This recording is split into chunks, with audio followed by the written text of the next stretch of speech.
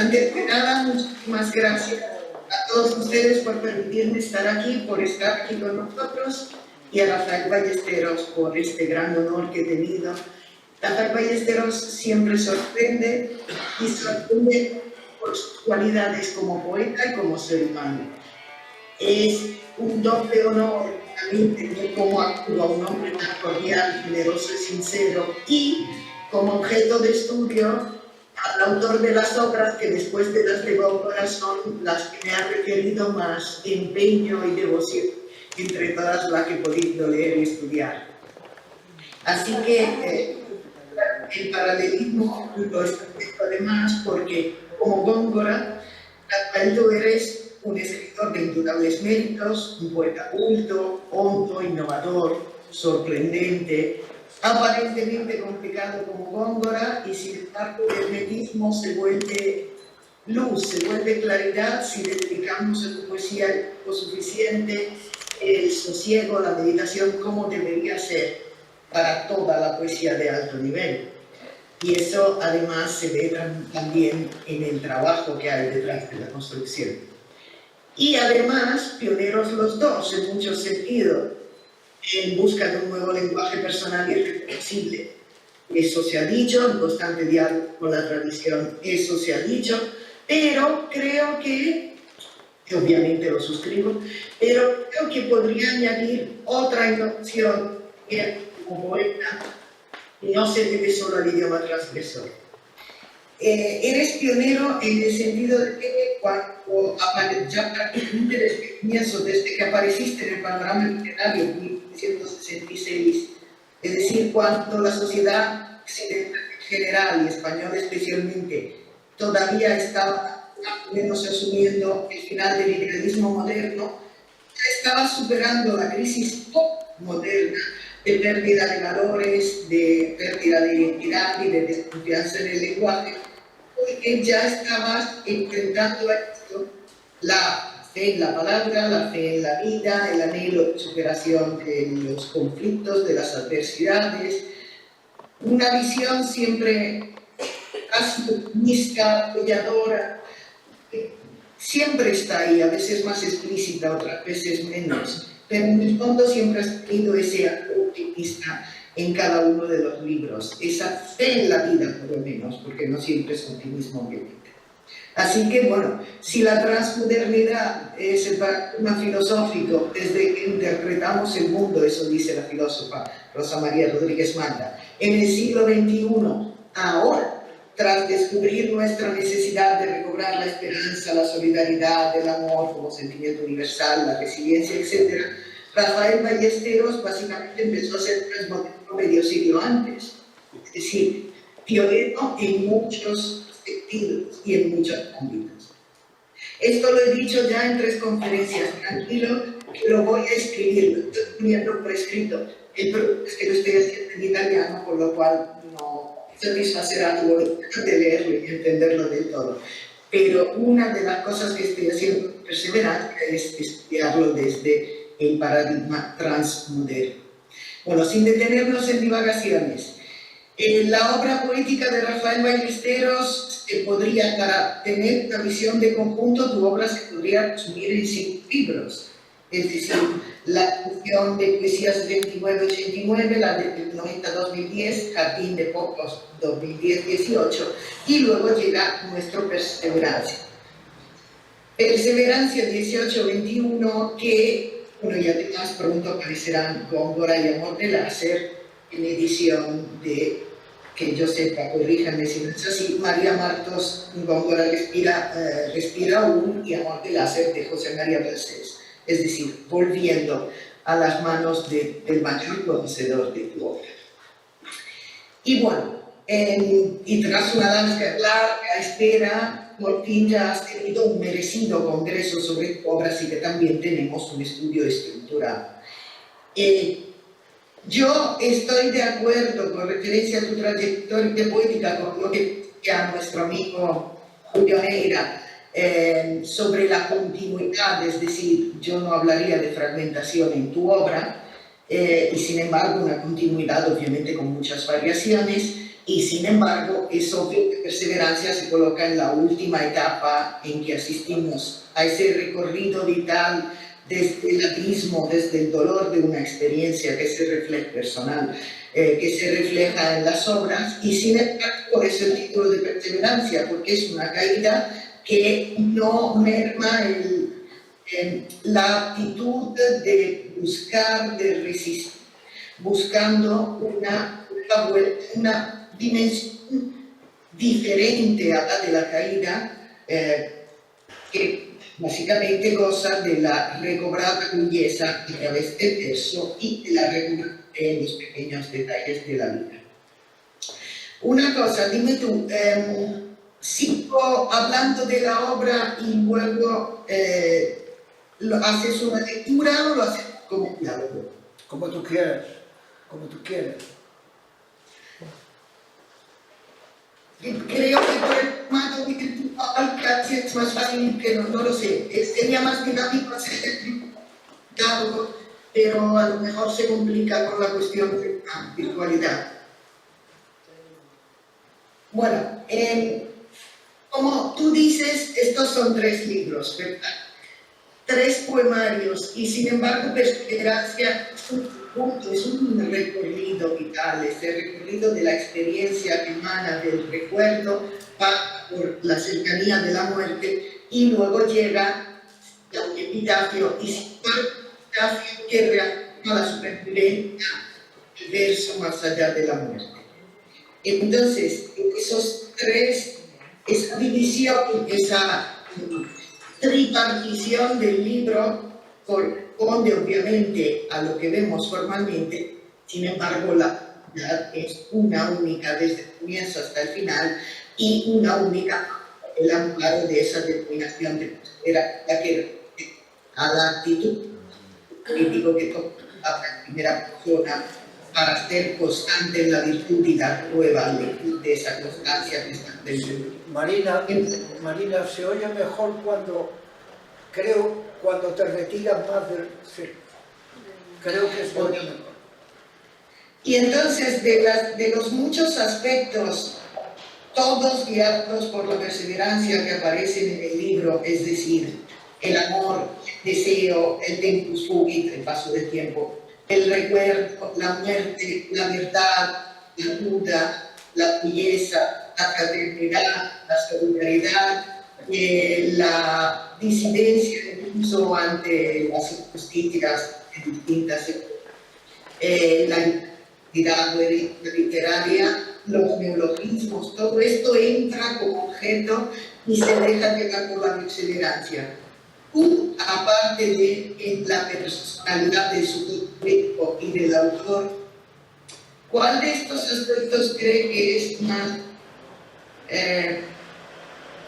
constante a lo largo del libro?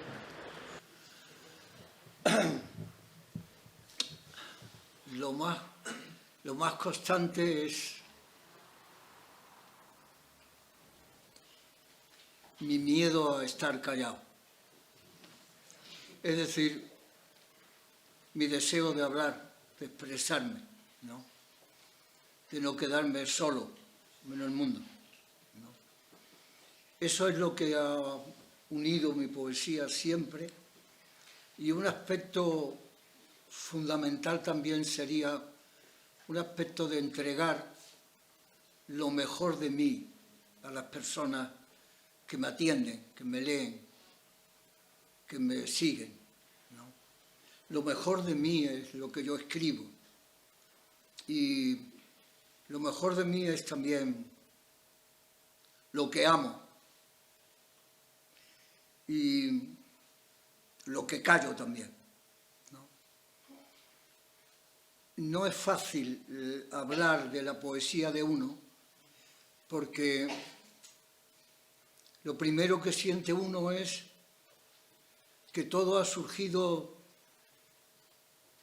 de una situación intensa, pero tremendamente compleja, que uno no es capaz de encontrar las palabras adecuadas para expresar Primero, la intensidad. Segundo, la complejidad de los sentimientos. Tercero, uno sabe perfectamente que hablar de los sentimientos en los poetas es hablar de los sentimientos en mí, no de los sentimientos abstractos, no de los sentimientos que están en el aire, sino los sentimientos que yo he sentido y por tanto que son míos y por tanto personales. Y que si encuentro el lenguaje que se acople a esa percepción personal, íntima de los sentimientos, entonces se acoplan las dos cosas, la intensidad humana y la expresividad humana. Si eso se produce, es cuando se produce el poema con el que estoy satisfecho, ¿no? Y perseverancia es exactamente eso, perseverar. Es decir, yo y mi familia salimos del año 17 con una experiencia tremenda. Y cuando empiezo a escribir en el 18, es decir, cuando han pasado unos meses del acontecimiento, yo me doy cuenta que hablar de esperanza, de solidaridad, de estar con los demás de manera viva y auténtica, es más difícil entonces cuando hay un hueco en tu vida y cuando sientes la vida como una injusticia radical, cuando parece que la vida no tiene ningún sentido y cuando te parece absolutamente injusta. No son las circunstancias sociales del franquismo, etc. Es la íntima insatisfacción humana de sentirse mal parado, de sentirse en una situación extrema, no justa. Ese es el sentimiento, ¿no? Y perseverancia, y termino en mi intervención esta, cuando leo tu trabajo, cuando te he oído ahora repetir esa idea de que el libro es una llamada a la luz y a la alegría, a la esperanza, me siento muy satisfecho, me siento muy compensado, porque he intentado decir con perseverancia y con esos versos, con otros no tanto, ¿no? Pero algunos de ellos, la mayoría de ellos, es que todavía y siempre habrá una esperanza para los hombres y para las mujeres en la vida, ¿no?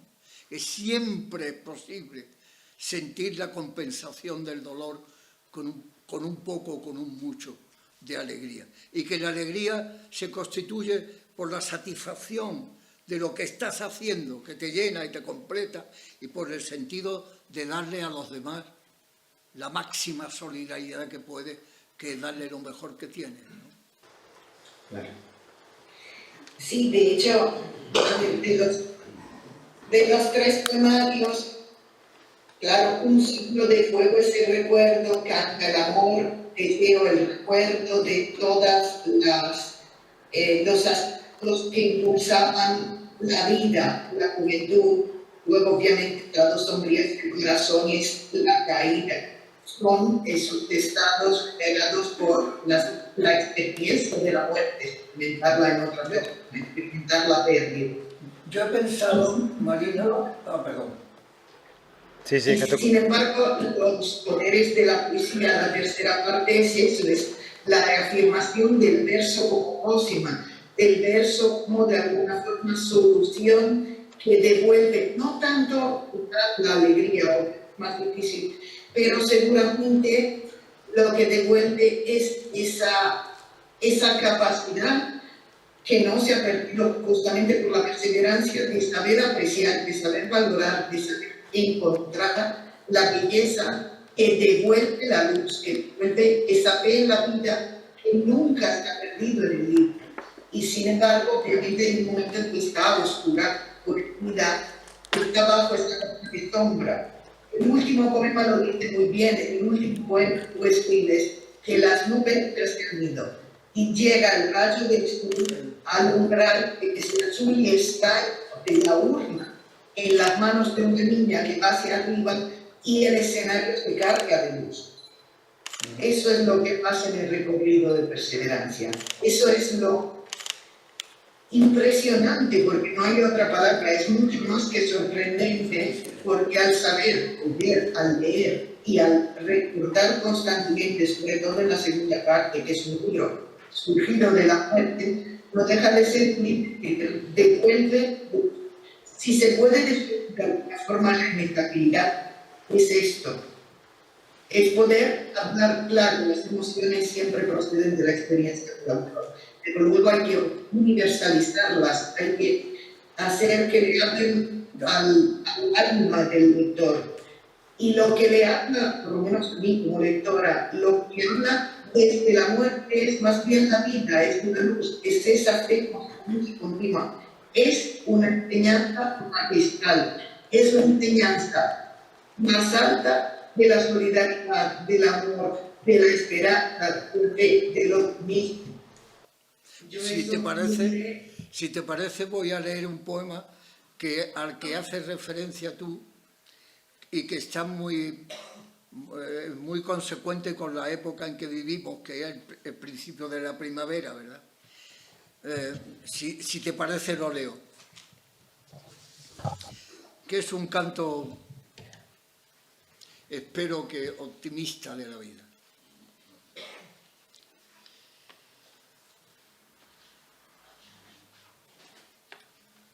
Una madriguera y un topo, venido de qué sitios y qué tiempos. Está sosegado, pero contrito. Lleva hendida en la carne, hecha ya casi sangre, una pulserilla de metal blanco y cuero oscuro. Se ve solo con mirarlo que lo impulsa hacia abajo, a lo más oscuro, como un peso tan hondo como mísero. ¿Quién le dio ese castigo? ¿Quién le impuso esa carga? Mira con la incitación de ver, apega la oreja a tierra para oír, por si puede, el chasquido, y tantea el hoyo para saber qué tiene, qué ha de esperar, cuál es ese vacío que siente.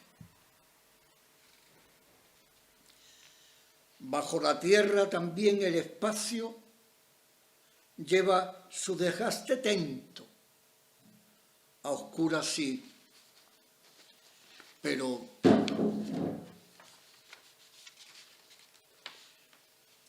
sin inminente como un trueno, y el topo sin conciencia, su conciencia tiene.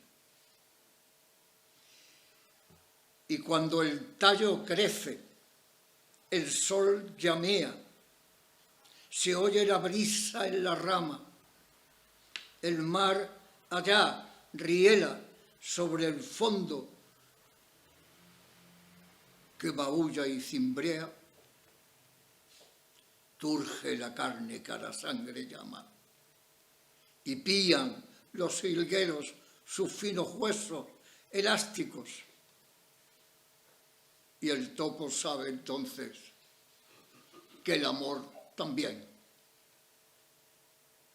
se orea, sale, se quita de su piel lo más tapado el corazón, ahí su pico de amor, aquel donde guarda su origen, sus modos más elásticos, su ojo ávido, su silueta mimosa, amorosa, la más turgente. Y va a la busca de la que busca romántica, la paz íntima de la coyunda visceral y carnosa. Cuando tope con ella, ¿quién más feliz sobre la tierra? ¿Quién más fluido, más asperso? ¿Quién más elemental, íntimo? ¿Quién más vida? Y así yo, lo más elemental de los elementos míos, goza y comprende, porque indaga, ve, y porque toca, entiende. Mira el topo, tan confuso, pero tan manifiesto, tan de la tierra y tan externo, tan aguerrido, tan de otra, tan difuso, tan dado.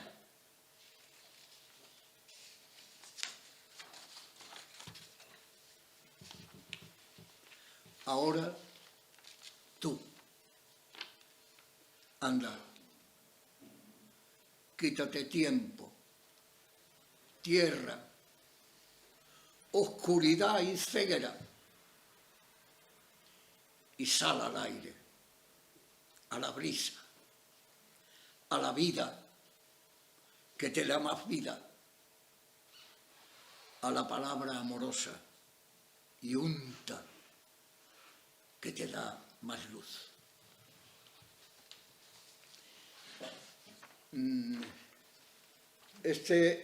Tengo que decir que de los poemas que voy a leer es el más alegre, de manera que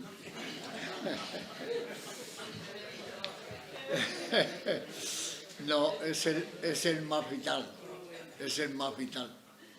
Es la salvación efectivamente está en el amor. Y como hay en otro poema, se dice, los besos que no se dan son los besos que se pudren en la boca. Lo que no se da es lo que perdemos. Lo que no se da es lo que perdemos. Y este es un canto a eso, al amor, de un topo que está bajo la tierra y que tiene un peso tremendo, una argolla, una cosa metálica que le incita a meterse más en la tierra todavía, la desgracia de ser topo y de tener la pena encima, la argolla encima del año 17. Mientras más hondo, más topo, más él. Mientras más dolor, más hondo, más topo. Pero la primavera quita tierra, quita peso, quita argolla, quita vida. Damos al amor, a la coyunda, dice la carnosa, a tocar, porque se ve cuando se toca. Se comprende cuando se toca. El mundo se comprende cuando se toca. Incluso el dolor se comprende cuando se toca, cuando se ama. Ese es el valor del poema. Pero, perdóname, pero en la poesía nada hay cerrado. Como en el arte en general. En un cuadro de Bridman o de Camps, en un poema de Salvador. ¿qué hay cerrado? ¿Qué es lo estrecho? ¿Qué es lo pobre? ¿Qué es lo poco? Nada. Nada, si es bueno, nada es pobre. Nada es corto, nada es chico, nada es poco. Es grande, es generoso, es fértil, pero no claro, como es la vida, como es el propio amor, confuso,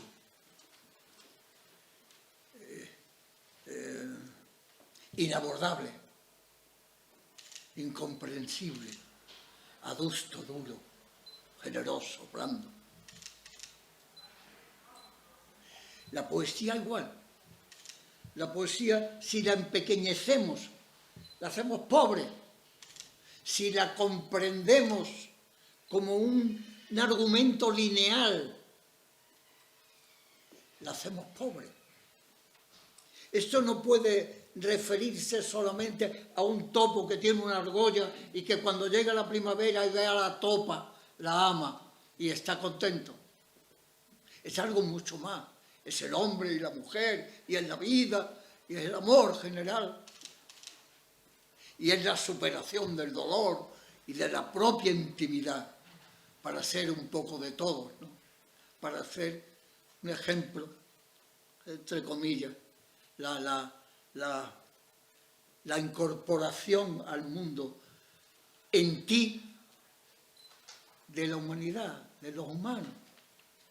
Te sientes parte de la humanidad cuando estás creando.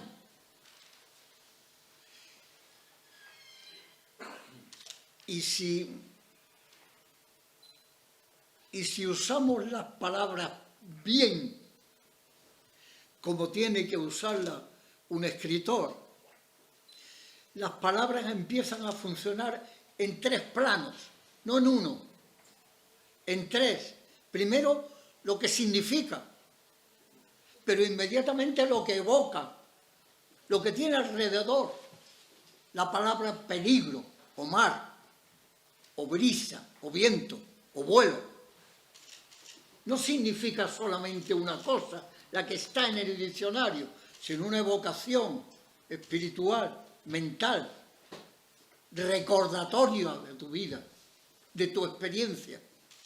Y luego tiene música, que añade una significación más. Por tanto, son 3 planos de las palabras. Lo que significa cada palabra en sí, diccionariamente, lo que evoca a los demás, no a ti como poeta, sino a los demás cuando lo leen o lo oyen. Y el sonido, la música, que es lo que hace más digna todavía la palabra, más hermosa, más fluyente, más significativa, más amplia, más tocante de la realidad. La música con la que se percibe al final la grandeza de la poesía,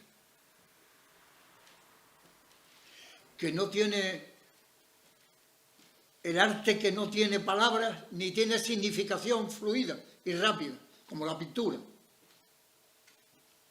No se tiene que hacer referencia a ninguna realidad. Decía un crítico con mucha gracia, afortunadamente, de broma, claro, afortunadamente los pintores abstractos no hacen pornografía, porque no pueden.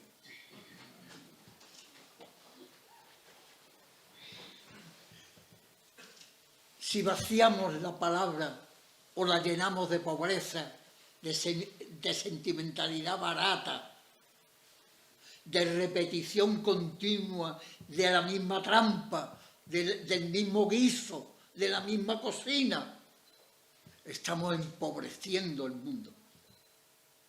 Estamos empobreciendo lo más grande de la humanidad, que es su creación, su realización, su amplitud, su fertilidad. De manera que perseverancia en eso, es lo que significa este libro. Y tú lo has visto muy bien, Marina, muy generosamente, como siempre. Y sobre todo, si hablamos de palabra y música, hay que oírte a ti para recordar el italiano y entonces quitarse el sombrero. La música del italiano no hay cosa parecida al lenguaje, no hay cosa parecida. Por cierto, estoy traduciendo poemas de Perseverancia también.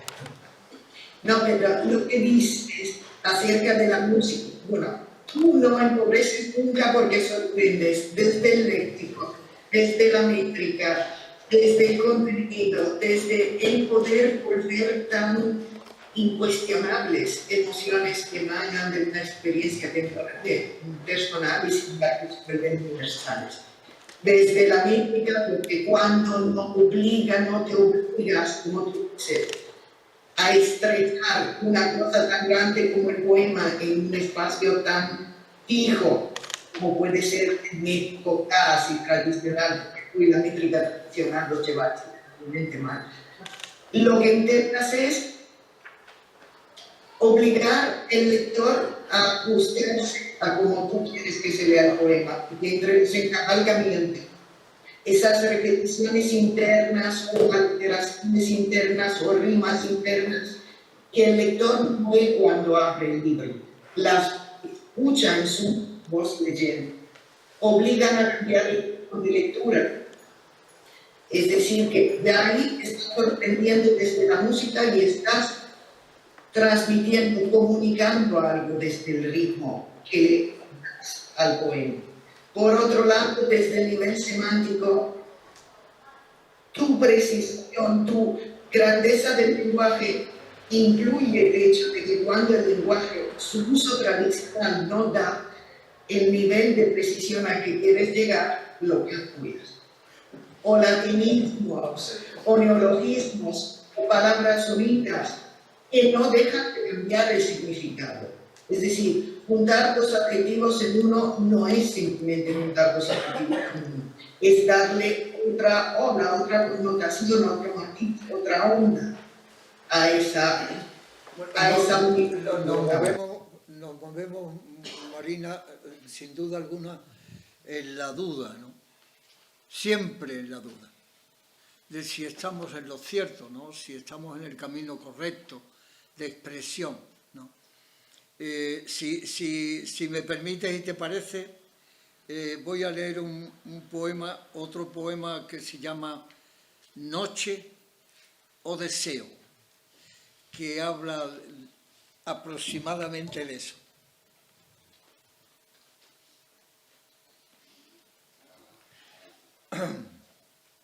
Era un zagal con las orejas grandes e indómitas. Lo demás, mínimo y pesado. El corazón nada más fluctuaba. La mirada siempre sin consuelo, visto lo fango, lo fosco, lo mísero delante de los ojos, todo lo que había en acoso, tanto. Así que la noche era miedo y consuelo. Así que deseo o noche. Así era todo. La noche íntegra, completa, lumínica, allá en lo alto, excelsa. El deseo íntegro también, pero más puro, más sanguíneo, más hiriente y fluido, terroso y corporal, más humano siempre que el intocable cielo, porque si el cielo es libre y cauto, el deseo era tentor, escorioso, sapo pulpo material. Entonces, ¿qué? Ay, el zagal no sabía. No era docto en vida ni en amenazas. Nunca supo que el lazo sería tan fuerte como Aquiles, que unía placer y culpa, gozo y Lucifer. Así que noche o deseo, o la carne terrena o la estrella alta y pulcra. Los astros que ascendidos vuelan, o lo terroso impúdico. En esa duda individua y mala nació el poeta, que escogió a Satanás, el vivir y sus cuevas terrenas, sí, terrenas, pero humanas tanto.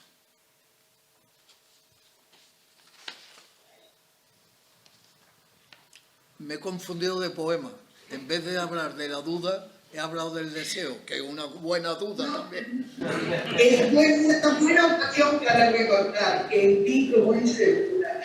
El deseo es el deseo pasional y sin embargo dura un instante y luego se va. Siempre está en todos los poetas de calidad, siempre están la muerte casi nunca excluyentes, en armonía, diría, porque sobre todo cuando la juventud ha pasado por la última etapa de evolución, obviamente es una presencia constante de esa experiencia y en general también porque un ser humano pasa inevitablemente por ambas dimensiones.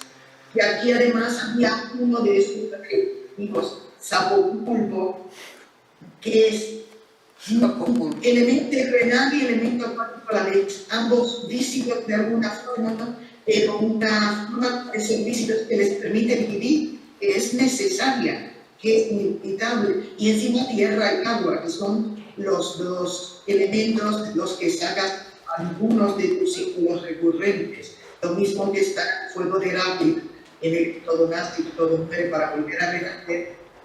El mar, el arte, el elemento siempre está ahí.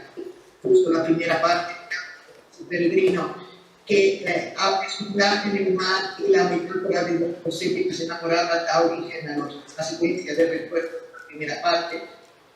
Y el mar es este elemento tan móvil, tan flexible, tan cambiante, que siempre está ahí, cambia con las emociones de sujeto poético, y por otro lado el elemento terrenal contrapuesto a la elevación, al elemento aéreo, que es que da esa idea que antes explicaste muy bien en cuestión del topo, siempre tirando un paso abajo por el pulso, por lo que siente y tendencia hacia la elevación, la luz, la vida, de nuevo, que está ahí. Pese a todo, dijiste que la del topo, por ser la cuenta la primera, iba a ser el poema más alegre que iba a ser. Yo me lo encuentro incluso más alegre, porque el sentido de la vida es este. Si no hay amor, no hay vida. Sin embargo, la amenaza de la oscuridad, de la muerte que está ahí, el texto, es lo que todo ser humano lamentablemente tiene que reconocer o aprender a reconocer. Y el Dios verdadero que no es, en este caso y en muchos casos, pues ningún Dios religioso, es simplemente el saber reconocer lo que verdaderamente vale la pena en la vida, lo que verdaderamente regala esa necesidad de elevación contrapuesta al peso. Sin embargo, el deseo internacional tiene esta doble vertiente. Existe también como como un componente humano muy profundo. No, el deseo, naturalmente, la duda, naturalmente, pero había una cosa que me parece que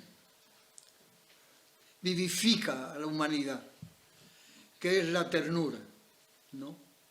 Lo tierno, lo sentido con delicadeza, la pasión íntima que se da con caricia más que con pasión, etc. Ese mundo que es tan de la juventud, o por lo menos yo lo recuerdo cuando tenía las orejas grandes, como he contado antes, ¿verdad? Y las botas grandes, mucho más grandes que yo, casi. Pues era la duda, el sentir mucho y sentir solamente ternura sin acción, que confundía los sentimientos. Los primeros amores eran eso. Dice la gente, hay una actitud platónica en los primeros amores. Yo diría, hay una actitud de ternura en los primeros amores. De indefensión, de no saber cómo actuar, de al menos ser tierno, estar ya en la vía de estar vencido, de estar entregado, de dar todo. ¿No?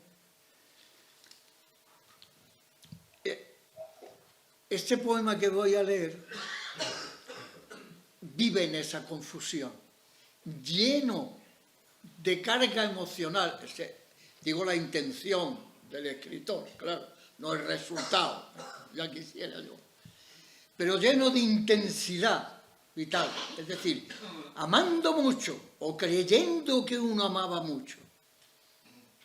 Y la persona a la que uno pensaba que amaba mucho, también amando mucho.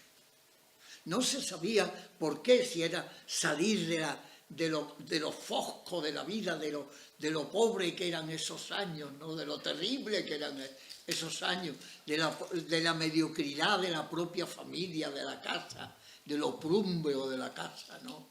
De lo costoso que era vivir en la casa, si uno no estaba a gusto en ella, ¿no?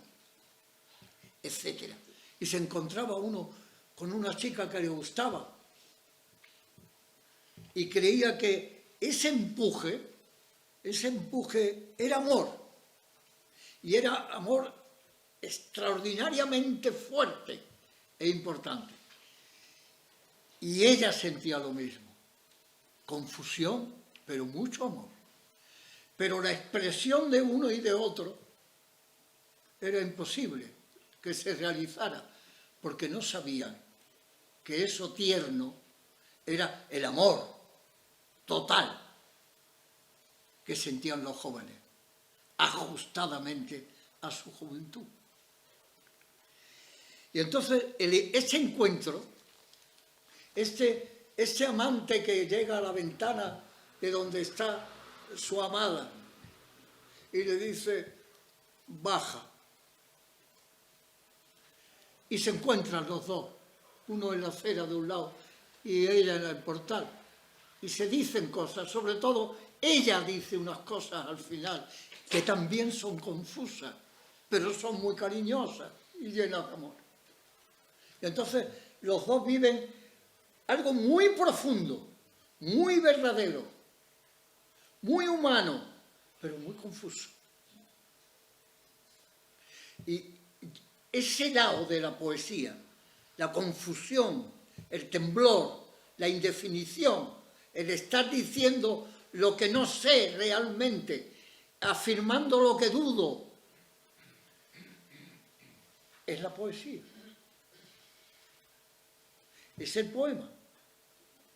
Por tanto, la interpretación no es unívoca, como he dicho antes, no puede ser argumental y clara y comprensible, porque para el propio poeta está viviendo la confusión de sus propios sentimientos. Eso es lo que quiere decir este poema.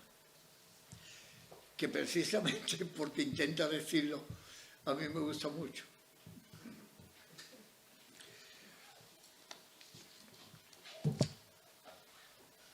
Estás ante la ventana aquella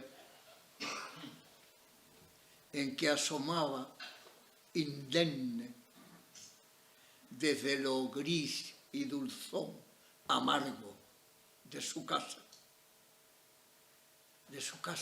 interior, al sol radiante de la mañana y la melancolía de todo lo disperso. No había ansia ni pasión, solo un despego intacto, inasible, una lentitud sosegada. Allí, desde allá alto, solo un gesto leve de alegría, de asueto muy íntimo del corazón. Displicente, cercana, siempre leve, casi ausente. Tú, abajo, sientes que todo es estático, lento y moroso, suspendido el aire, sí, inalterable, lento y moroso, casi geométrico, plano y torpe, atolondrado el corazón, ansioso, candente. Le dices, si bajaras, si descendieras a este fuego, a este ardoroso apego, a este espacio térulo y tembloroso, yo te diría, de acera a portal, del enteco lugar al vergel acequioso, dime si eres tú. En verdad, si eres tú, si eres todavía la misma aquella, siempre cerca, pero tan aérea y asolada, tanto yo ya en ti, como tú no lo siéndolo nunca del todo. Inalterable, plácida, para el torpe muchacho.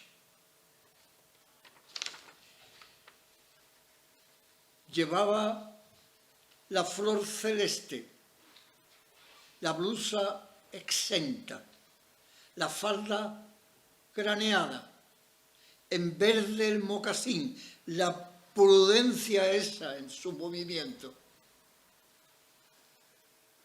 Y me dijo, yo soy yo, sí, pero no soy ella. Has confundido deseo y alquitara, carne y apasionamiento. Toda la paz y el amor con el silencio.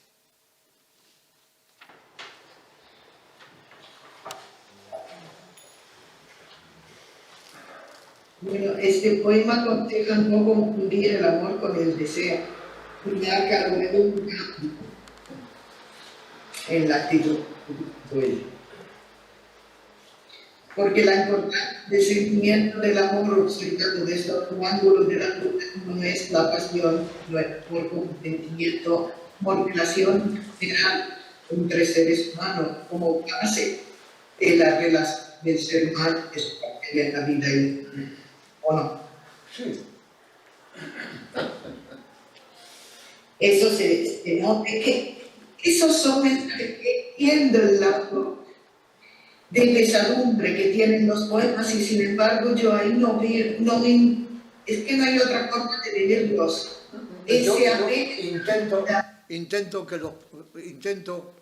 Intento efectivamente dar siempre me intento dar a mí mismo una salida, ¿no?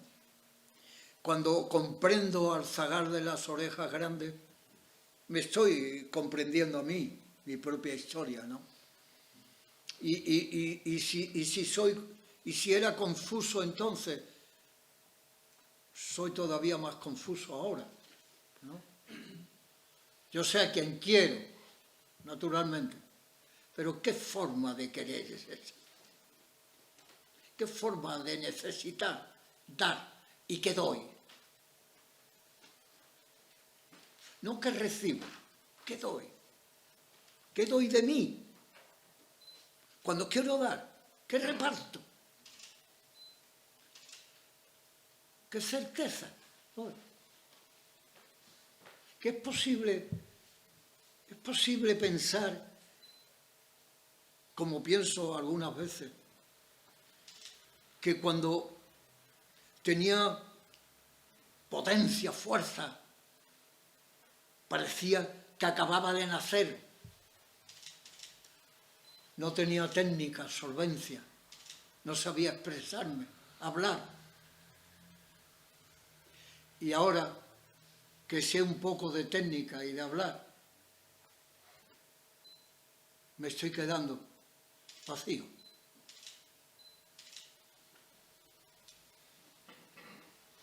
Hasta que me quede blanco.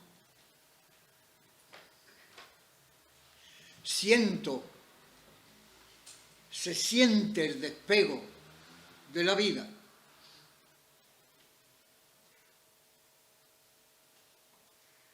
Se siente una nebulosa que te ocupa poco a poco. Se siente como una ingratitud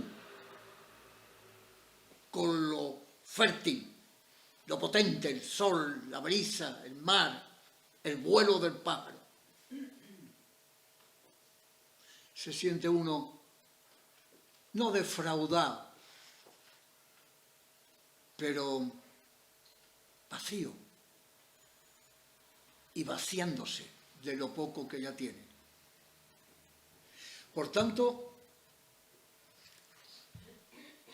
qué esfuerzo y qué dedicación los que me acompañan en mi vida diaria saben las horas que estoy delante del papel. ¿Buscando qué, fundamentalmente? ¿Buscando aclararme? ¿Buscando todavía saberme, entenderme? ¿Buscar la manera de quererme, de respetarme, de comprenderme, de completarme? ¿O de llenar el vacío que me va ocupando poco a poco, día a día? Y que siento como que respiro.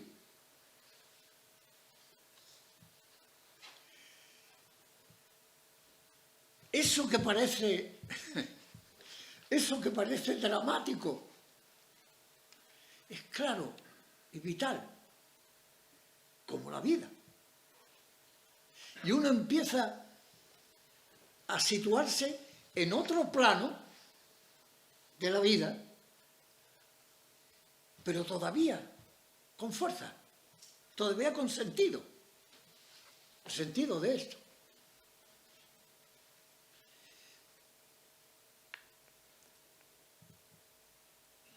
El poema que voy a leer dice: ¿también la duda es la verdad?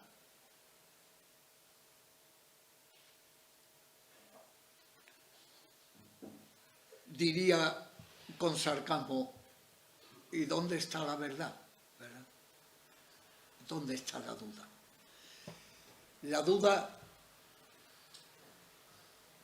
La duda vence a la verdad humana, estoy diciendo, no a la verdad intelectual, ¿no? 2 y 2 son 4, sino a la verdad humana. La duda también en eso, es decir, en el vacío también la duda en el vacío. En el final también la duda, porque es posible respetar al otro, es posible querer al otro, Es posible ser solidario, es posible ser digno, es posible tener una moral cívica, es sentirse vivo todavía. Es posible eso. Naturalmente siempre es la duda.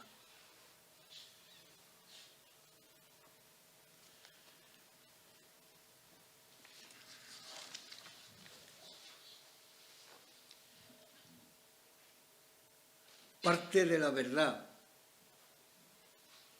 es la duda, que es parte de ella misma en todo. Porque ninguna respuesta toda es íntegra verdad. Una fisura, un temblor, un humo, siempre resta, queda oculto, pero activo, como la sangre viva, hundida entre la sangre que anima al animal. Esa mujer y hombre que ámanse con la pulpa roja de la pasión, no saben ni de mesura ni de pausa. Todo es lava y nudo.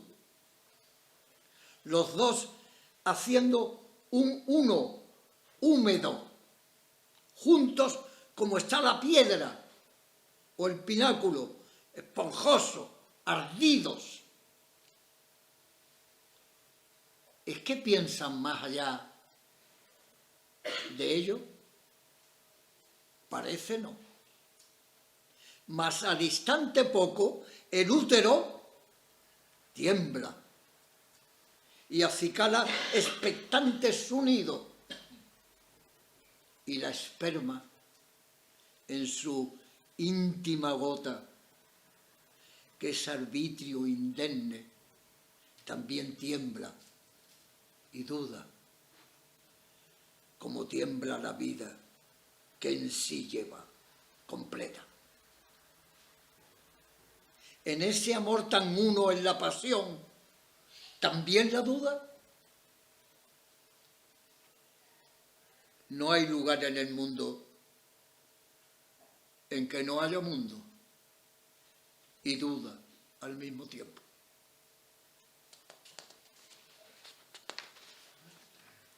Ese niño era un niño de tejido y lana poco, de calzado pauper, escocedor y vasto, de raro y escaso bolsillo como la madriguera del escualo y el patinillo del hospicio.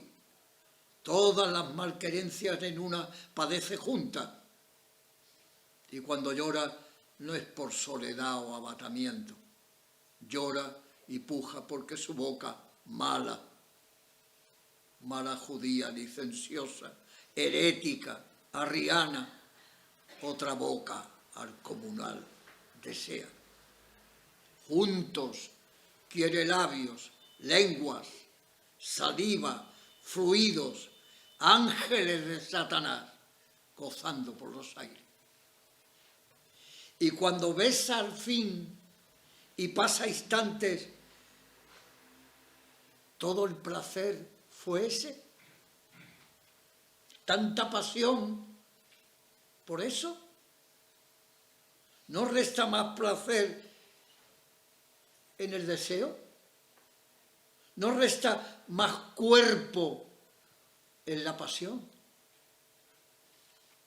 De aquel desvelo, de este sudor caliente por las ingles, de aquel avasallaje ígneo, ¿qué? ¿Quién en el mundo esa duda no tuvo? Decidme, ¿quién? ¿Quién no es niño todavía? Y en la pizarra inmensa de lo intrínseco, de lo complejo sideral, el sabio, cuando tiza el infinito y habla de todo su misterio todo, universal, y lo dibuja intacto y completo en su conjunto, de ese trazo no duda, no el de la mano, no digo, mas sí el de la piel, de la inteligencia, un instante no tiembla.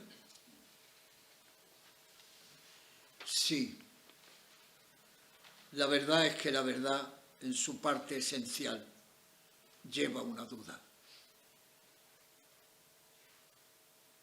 No es la duda toda ella, pero sí la verdad que dentro quizá lleva.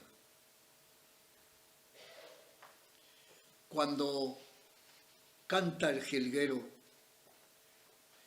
en el inmenso valle abierto y libre, no canta en la verdad de verdad, en la jaula del mundo. Este es mucho más triste que cualquiera.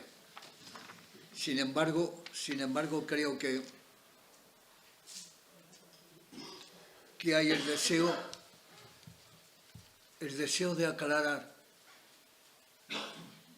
las dudas que uno tiene como parte de la pasión.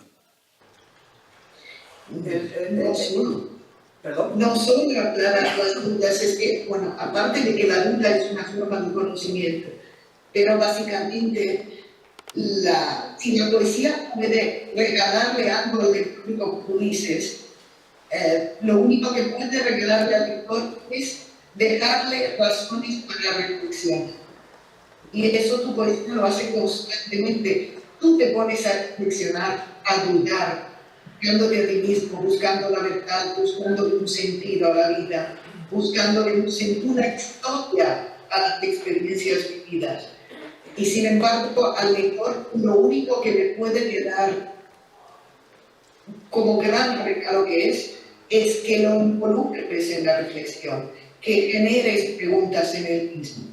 Y bueno, la gran pregunta de tu obra es el Jacinto. Uno se lee Jacinto entero, la última edición de Julio Neira, y se pasa la vida. El problema es que yo no sabía de antemano cuando leí esa edición, porque ya lo había leído en las cualquier reglas, y se pasa todo el rato diciendo, esto se va a concluir, y la respuesta de comienzo, no, porque la única conclusión posible a este poema, Jacinto, a la perseverancia, es que cada uno se ponga a reflexionar sobre el significado que le da a esas preguntas, a esas dudas, a esos temas de reflexión.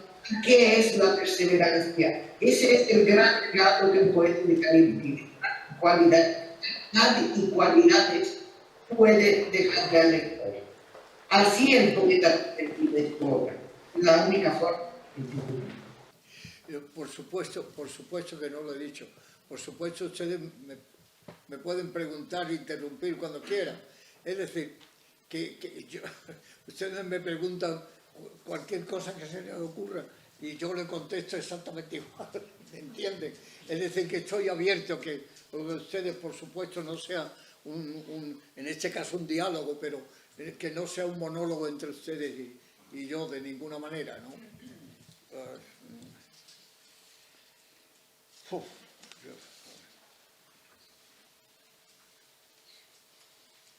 Tienes que seleccionarte. Es que iba a leer un poema que se llama La desesperación.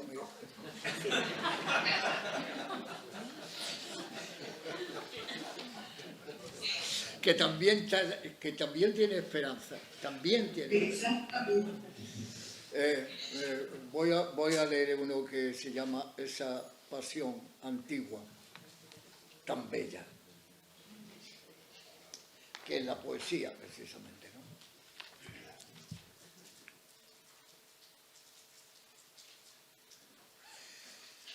Como ese amor tan grande, siempre abierto, como son los desiertos, y terso, y nunca vano como son los mares, tan intensos y graves como son los barrancos, amor tejido a pulso de pasión, parco en gestos no sabrosos y sí diáfanos, muy humanos e íntegros y clandestinos fueron la lava última de mi vida, la última nuez, toda ella en sí redonda, más picuda. Y como ahora así, deficiente y claro, veo el tono de pared y luz, la música que silbaba en mis oídos, así nítidas, el no ser yo siendo yo tanto. Esa alegría, ida, ya ida, pero ahora ahí, ay, lo perdido, que está presente. Gestos de todavía soy y vivo. Vive, me pulsa, ahí, que surge, que encima, que tiémbrame, que plenitud. ¿Cómo ahí y aquí? Tan nítida. Tú has sido que exultas, que naces ya incólume, que verberas de paz e inteligencia, de perseverancia y delicadeza, de arrobo, de solvencia, siempre intacta en ti. Ay, exigente tanto y tan donosa. Poesía, has venido para darme espíritu y sangre llena de luz que me has dado tanto.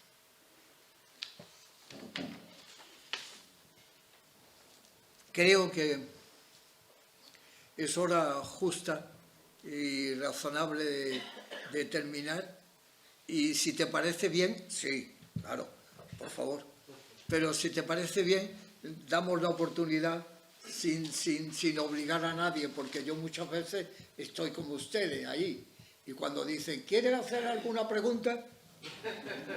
Sin angustia ninguna, el que quiera preguntar algo estupendo, el que no, pues no pasa nada, como es lógico, ¿no? Pero hay alguna cosa que dice un... Sí. Yo voy a decir algo, es una ñoñería, pero lo voy a decir. Evitando tecnicismos. Más alto, por Evitando favor. tecnicismos, una ñoñería que voy a decir.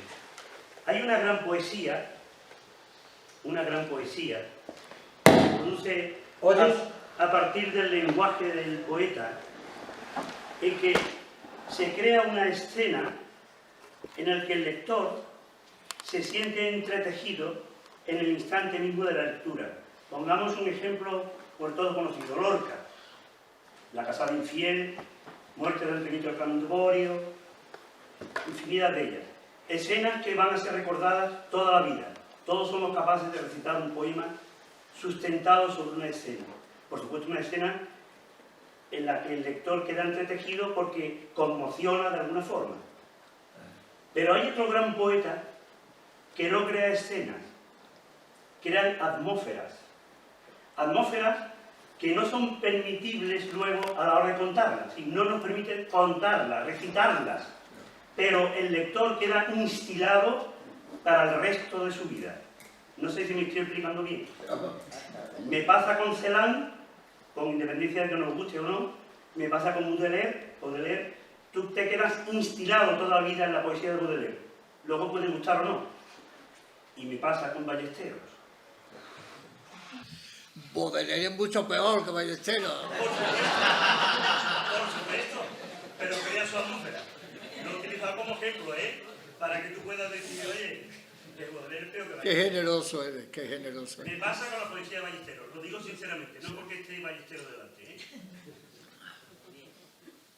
Sí, pero eso no es una pregunta, eso es una afirmación. Sí, claro, una reflexión. Lo he dicho antes, que era una... Sí, pero está muy bien, lo de la atmósfera está muy bien. No es una escena, es una atmósfera. Eso es. Es abierto siempre. Sí, lo La importante poesía es que el es lector abierta. quede instilado en esa atmósfera. Y- Y esa y- atmósfera te acompaña el resto. Y lo que era, por ejemplo, en la Grecia clásica o en la Roma clásica, una poesía en el que el latín y el griego era el lenguaje fluido de la gente, y la captación del mensaje era muy directa, muy sencilla, y aunque hablara de dioses continuos y diosas, era siempre una poesía, una literatura para la gente, para la vida, no para la otra, sino para esta.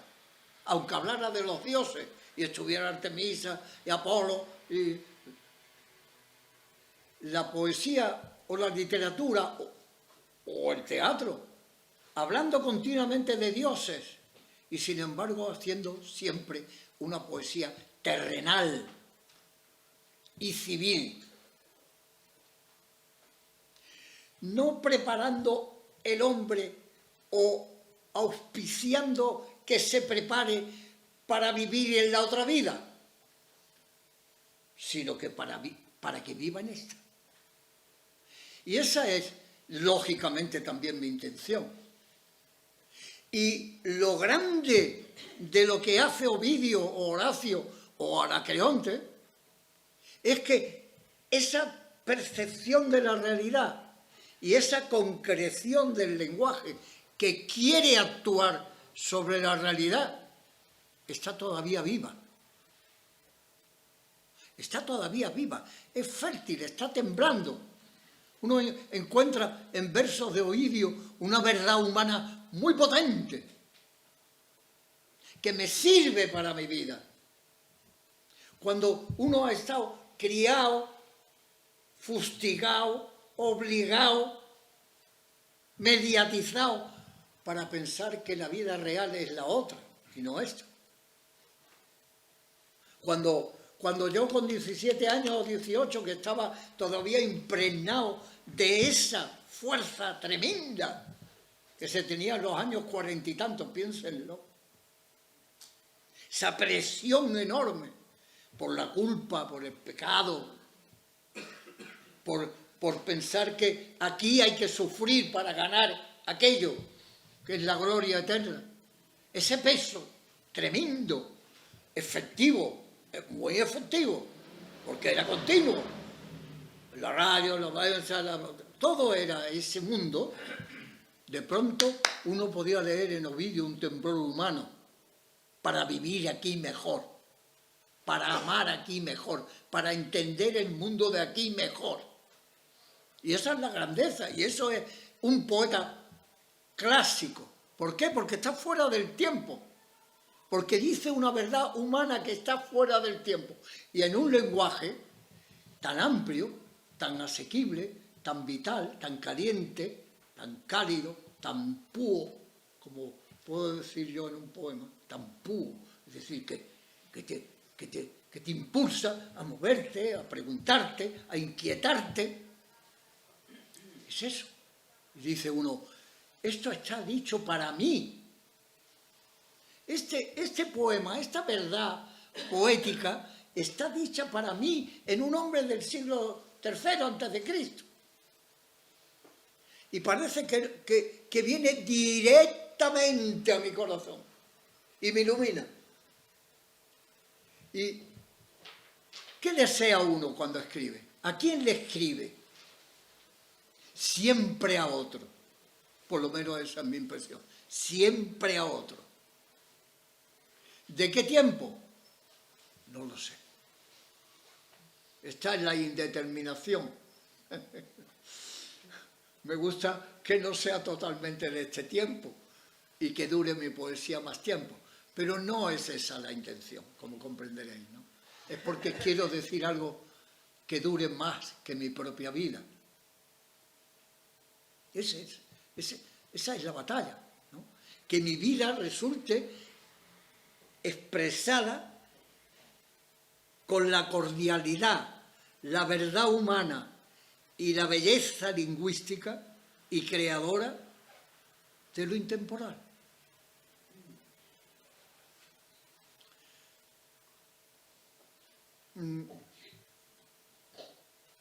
Tú quieres terminar, ¿verdad? Tú quieres decir alguna cosa, ¿verdad? Dos palabras, no, unas cuantas más, por favor. No, sí. Yo creo que, claro, como dice Norman, un poeta, no, la única forma para hacerlo de verdad es colocarse en esa línea del canon, donde el canon no es que guste académicos, sino que respeta la tradición y sepa influenciar el lenguaje posterior de la tradición, obviamente. Y no tengo ninguna duda de que esa atemporalidad o intemporalidad, esa verdad profunda y cordial de la que estamos hablando, la quiere decir. Pero claro, hemos sacado aquí, se ha visto hoy que mismo lo hago, sobre todo del fondo, del contenido, del dolor que se percibe en las páginas de Perseverancia, de la postura que de alguna forma contrasta ese dolor con su capacidad de ver. Sin embargo, también han salido un sector de que inevitablemente se atmósfera, que inevitablemente al lector, observando más a fondo luego, cuando ya logro abstraerme como lectora, veo en tu poesía siempre, y en Perseverancia sobre todo, ahora también porque estoy traduciendo ese producto artístico del orfebre, de la palabra que es como la estás conjugando en tu texto, con el ritmo, con la musicalidad, con esa búsqueda, con esa ansia, con esa dimensión enorme de la palabra, con léxico, imágenes que además son muy visuales en alguna ocasión y todas las explicaciones metafóricas, cada aspecto. No hay nada que sea actual, porque realmente creo que si en Perseverancia y en toda tu poesía a un hombre y un poeta, ambos trabajáis desde conocimiento de las notas que se han vivido y aprendido y el conocimiento como experiencia, desde la dedicación, desde la disciplina, porque eso se ve en el hombre y en el poeta, desde el ansia de sinceridad que también se ve en ambas dimensiones, prácticamente fundiendo esas dos vertientes en una misma cultura de la existencia. Es nuevo esa gran beneficio con esta vida que siempre está ahí y que yo te agradezco como hombre, como amigo, como poeta, como que he aprendido mucho y como lectura que me ha requerido años antes de empezar a tener el valor para escribir sobre él. Así que es un gran honor.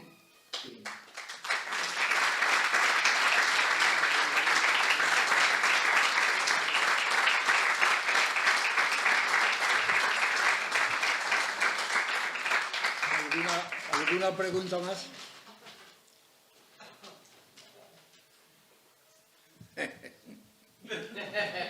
Qué bonito, de verdad.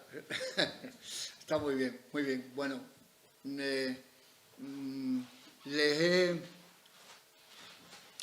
yo siempre cuando termino el acto, siempre pienso, ¿y por qué chillo yo tanto? ¿Por qué invado tanto al otro? ¿Por qué? ¿Por qué no lo digo más pausado? Más tranquilo, más en calma, que seguramente será más eficiente. Pero yo he dado con frecuencia, durante años y años, 4 horas de clase al día, y las he dado así. Naturalmente tuve problemas graves de garganta y había algunos chicos maravillosos que me compraban caramelo y me lo daban por bajo la mesa. Bien, invado y lo que quiero es acompañar. ¿Lo entienden, verdad? Pero invado. Y cuando salga le diré a Victoria, mujer, no tengo remedio. No tengo. Sí. Pero no tengo remedio, invado a la gente, invado. Y puedes decir lo mismo, pero parado, más tranquilo. Incluso tu poesía, su lenguaje, su música, es de un tono más pausado. Incluso intencionadamente reiterativa, para que sea más pausada. El tono es pausado, no es enervado. Y sin embargo, lo siento, pero otra vez más le he invadido a ustedes. Ahora, termino con esto. La próxima vez que nos veamos, que será pronto o tarde, da igual, mucho mejor tarde, ¿verdad? Porque eso significa muchas cosas. Que nos veamos tarde, eso quiere decir muchas cosas. Pues les prometo que haré todo lo posible para invadirlo, naturalmente, pero poco. Muchísimas gracias por su atención.